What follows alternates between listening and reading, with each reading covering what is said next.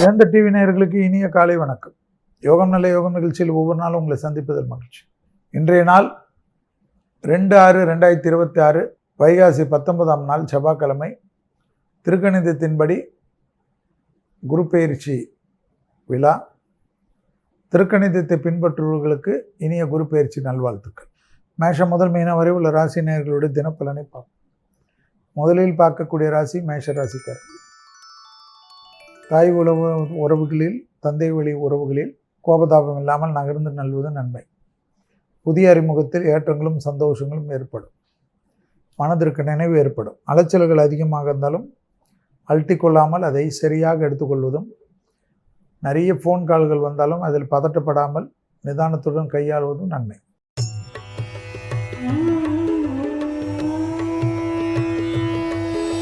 அடுத்ததாக பார்க்கக்கூடிய ராசி ரிஷபம். நாள் முழுவதும் சந்திராஷ்டம் உள்ளதை ஞாபகத்தில் வைத்துக் கொண்டால் போதும். வண்டி வாகனத்தில், மேலதிகாரிகள் விஷயத்தில், தொழில் விஷயத்தில், உத்தியோக விஷயத்தில், வியாபார விஷயத்தில், படிப்பு விஷயத்தில் நீங்கள் நினைத்ததெல்லாம் நடக்கவில்லை என்று கோபப்படுவதோ கத்துவதோ மட்டும் கூடாது. சந்திராஷ்டமும் அது இல்லாமல் சூரியன் நம்மளுடைய ராசியில் இருப்பதனால் தடுங்கல்கள்லாம் இருப்பும் என்பதனால் அனுமன் சாலிசா கேட்பது நன்மை.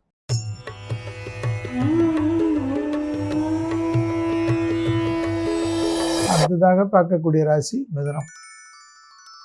தேக ஆரோக்கியத்தில் மருந்து மாத்திரைகளை தவற விடுவது, குடும்பத்தில் துணை அல்லது துணைவியாருடன் வாக்குவாதம் இல்லாமல் இருப்பது, பயணங்கள் சமயத்தில் ஆணாக இருந்தால் பெண்கள், பெண்களாக இருந்தால் ஆண்கள் விஷயத்தில் அதீத கவனமாக இருப்பது நன்மையும் சந்தோஷத்தை தரும். இழுபறியாக ரொம்ப நாட்கள் இருந்த ஒரு விஷயம் முடியும்.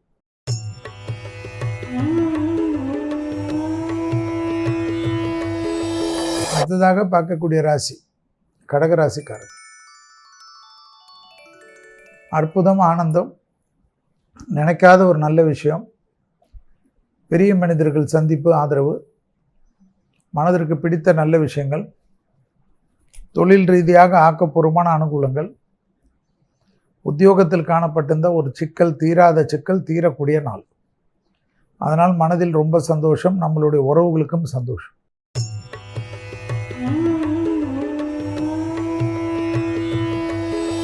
அடுத்ததாக பார்க்கக்கூடிய ராசி சிம்மம். பிள்ளைகள் விஷயத்தில் பூத கண்ணாடி ஆராய்ச்சி கூடாது. தொழில், உத்தியோகம், வியாபாரம், படிப்பு சம்பந்தப்பட்ட விஷயம் ஏற்றங்கள் காணப்படும். அலைச்சல்களை அதிகமாக இல்லாமல் குறைத்து கொள்வது நன்மையும் சந்தோஷத்தை தரும். தனிப்பட்ட செல்வாக்குகள் கூடக்கூடிய காலகட்டம். கண்டிப்பாக நிதானத்துடன் இருப்பது நன்மை.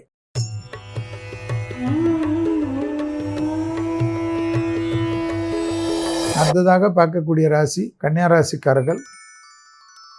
தாய் வழி உறவு, தந்தை வழி உறவு, இரத்த பந்த உறவுகள் இதையெல்லாம் நம்மளை கேலி கிண்டல்லாம் செய்தாலும் கண்டுகொள்ளாமல் இந்த காதல் வாங்கி அந்த காதல் போட்டு தொழிலில், உத்தியோகத்தில், வியாபாரத்தில் நம்மை நம்பி இருக்கக்கூடிய வெளி உலக மக்களுக்காக ஒரு கடைபிடித்து ஒரு நினைவுகளுடன் நல்ல காரியங்களில் ஈடுபடுவது நன்மை.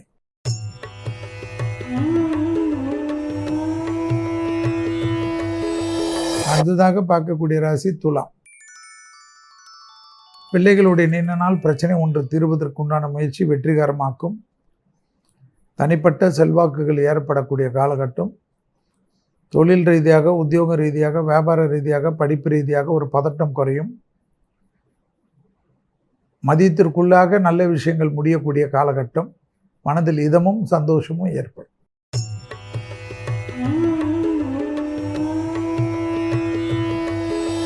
அடுத்ததாக பார்க்கக்கூடிய ராசி விருச்சகம். கொடுத்த வாக்கு குடும்பத்திலும் வெளிவட்டாரத்தில் காப்பாற்றக்கூடிய அமைப்பு. துணை அல்லது துணைவியார் விஷயத்தில், குடும்ப பந்த விஷயத்தில் மட்டும் வாக்குவாதங்கள் வேண்டாம். தொலை தூரத்தில் நல்ல விஷயங்கள் காணப்படக்கூடிய ஆணைத்தரமும் சந்தோஷமும் ஏற்றத்தை தரும். இழுபறியாக இருந்த சிக்கல் தீரும்.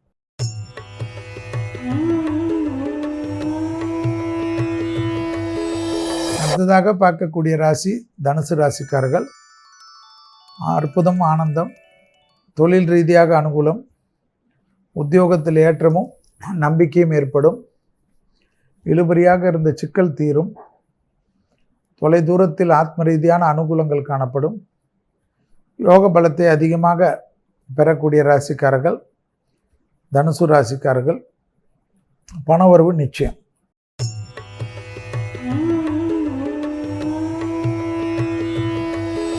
அடுத்ததாக பார்க்கக்கூடிய ராசி மகர ராசி. லாபமும் சந்தோஷமும் அனுகூலமும் காணப்படும். பிள்ளைகள் விஷயத்தில் காணப்பட்ட இந்த சங்கடங்கள் மனம் விட்டு பேசுவது நன்மை ஏற்படுத்தி தரும். வெளியிடத்திலோ தொழிலிலோ உத்தியோகத்திலோ வியாபாரத்திலோ சிக்கல்கள் காணப்படவில்லை என்றாலும் குடும்பத்தில் இன்று முதல் அடுத்த ஒரு வருடத்திற்கு வெள்ளை கொடி காட்டாமல் வெள்ளை பெட்ஷீட்டை சுற்றி கொண்டு சுற்றக்கூடிய மகர ராசிக்காரர்களுக்கு நன்மை.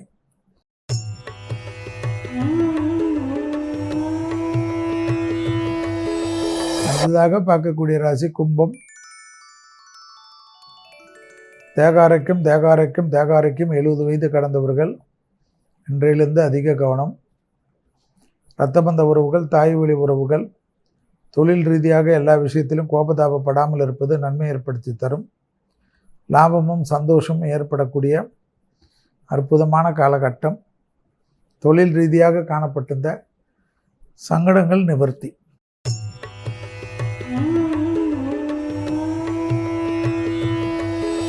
அடுத்ததாக பார்க்கக்கூடிய ராசி மீன ராசிக்காரர்கள். அற்புதம் ஆனந்தம் ஏற்பட்டாலும் பிள்ளைகள் விஷயத்தில் அடுத்த ஒரு வருடத்திற்கு கோபதாபங்களோ, பிள்ளைகளுடைய பழக்க வழக்கத்திலோ, பிள்ளைகள் வண்டி வாகனத்திலோ இன்றையிலிருந்து சிறிது கவனமாக பார்த்து கொள்வது நன்மை தரும். நிறைய நல்ல விஷயங்கள் நடைபெறக்கூடிய காலகட்டம். சுபகாரியங்கள், தொழில், உத்தியோகம், பணவரவு, புகழ், பேறு எல்லாம் ஏற்படும்.